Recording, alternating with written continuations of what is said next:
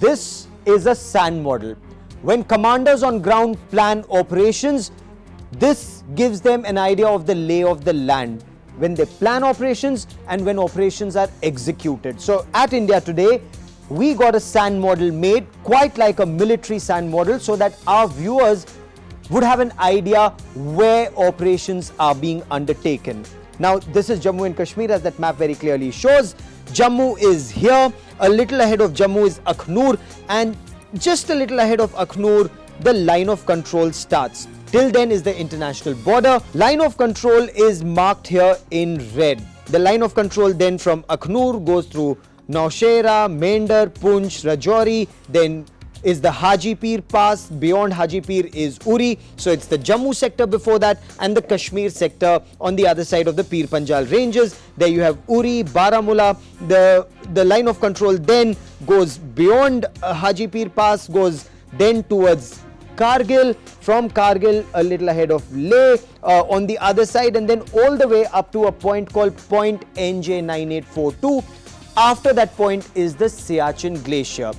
Line of control stops there, and then it's the actual ground position line on the Saltoro Ridge. Now, the Siachen Glacier is 100% in India's territory. The Indian Army is deployed at the Saltoro Ranges. Now, let's come back. Why are we talking about the line of control just now? Take a look at this area. This line of control is where India and Pakistan are in a virtual eyeball to eyeball confrontation. The Indian Army, far superior to the Pakistan Army as far as it comes to artillery deployment, military deployment. But when it comes to terrorism, that is where Pakistan's non-state actors who are deployed perhaps between 1 kilometer to 10 kilometers from the LC, you have terrorist training camps. Now, terrorists from terrorist training camps here, this is the Lipa Valley, this is Kale. For the benefit of our viewers, this is the Jhelum River. Jhelum comes out of Anantnag and then flows this way into Pakistan-occupied Kashmir.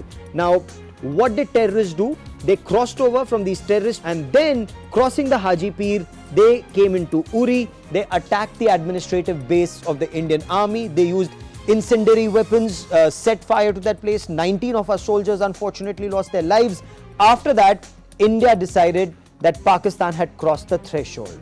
It was decided that terrorists in Pakistan will be taught a lesson. So what did the Indian Army do? There was a massive planning that was undertaken at Army headquarters in Delhi, also by forces in ground. Forces were then deployed along the line of control. Indian Army's special forces. Now, this has been the biggest surgical strike. There have been raids in the past.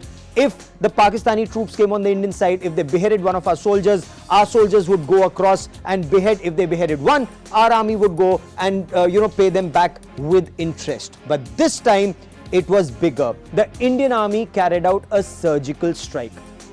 They entered into Pakistan-occupied Kashmir. The artillery which is deployed all along here. For example, you have artillery here, you have artillery here. All along the artillery opened up. It diverted the attention of the Pakistan Army, and then our commandos, our special forces went in. Also with them were soldiers of 10 Dogra and 6 Bihar. Those soldiers had suffered fatal casualties, and their battalions were itching to get back at these terrorists. So they went into Pakistan, used some of the most professional military training and tactics, and also the weapons and equipment superiority that Indian Army enjoys. They went in, they taught terrorists a lesson, destroyed their camps, and they returned safe.